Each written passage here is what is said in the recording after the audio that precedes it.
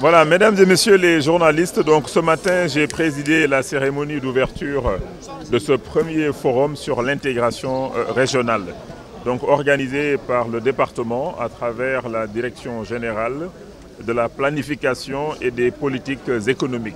L'intégration régionale est extrêmement importante, que ce soit l'intégration économique, l'intégration financière ou commerciale, je dirais même sociale, avec la libre circulation des personnes par exemple.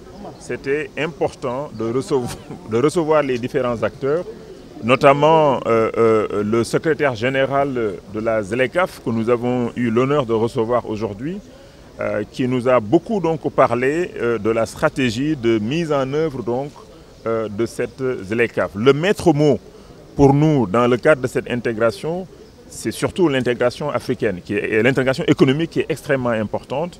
L'Afrique n'échange pas avec l'Afrique. L'Afrique contribue peu au niveau des échanges mondiaux. L'Afrique, c'est 2% des échanges mondiaux, alors qu'un pays, ville, État comme Singapour, c'est 6% des échanges mondiaux, alors que l'Afrique a 1,3 milliard d'habitants, des ressources naturelles minérales également pratiquement illimitées, 60% des terres arables. Et dans 30 ans, l'Afrique, c'est 2,5 milliards d'habitants.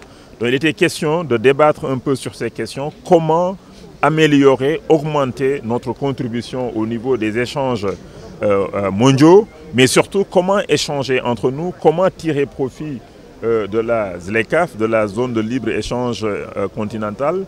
Comment faire donc pour que les pays s'y retrouvent, comment faire pour que les populations s'y retrouvent, comment faire pour que l'intégration ne bénéficie pas seulement, en tout cas la ZLECAf ne bénéficie pas seulement les pays les plus avancés industriellement, ou bien les personnes et les femmes les plus fortes au niveau de chaque pays.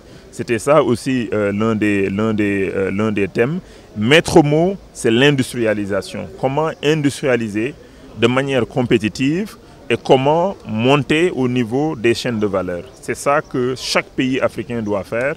Et le Sénégal est déjà d'arrache-pied, travail d'arrache-pied. Nous avons notre stratégie d'industrialisation qui a été validée. Nous avons des agropoles que nous sommes en train de créer pour pouvoir transformer notre production locale. L'environnement des affaires.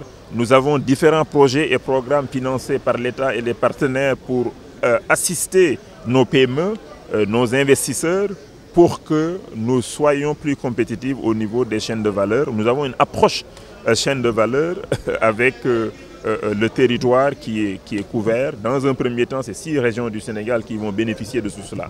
Donc ce qui est important, c'est d'être compétitif, de produire plus, de consommer également africain. Nous en avons parlé. Les Africains aiment beaucoup consommer ce qui vient d'ailleurs. J'ai donné comme exemple le pain à base de céréales, pourquoi pas le pain à base de mil par exemple. Nous ne produisons pas le blé, nous importons de blé. 52% donc vient d'une zone où il y a la guerre aujourd'hui, et ce qui fait que tous les pays ont des difficultés, en particulier notre pays également, au niveau de l'approvisionnement du blé. Le blé est devenu beaucoup plus cher. L'État fait beaucoup d'efforts pour atténuer tous ces prix.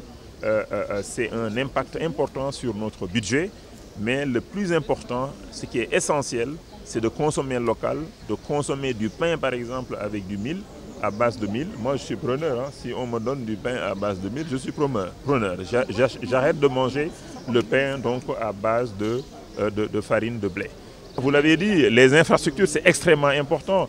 Quand on industrialise, qu'on produit plus et qu'on a plus de biens produits de manière compétitive et qu'on ne peut pas les exporter parce qu'on a un défaut de transport, c'est important. Donc c'est pourquoi résorber le gap infrastructurel est extrêmement important.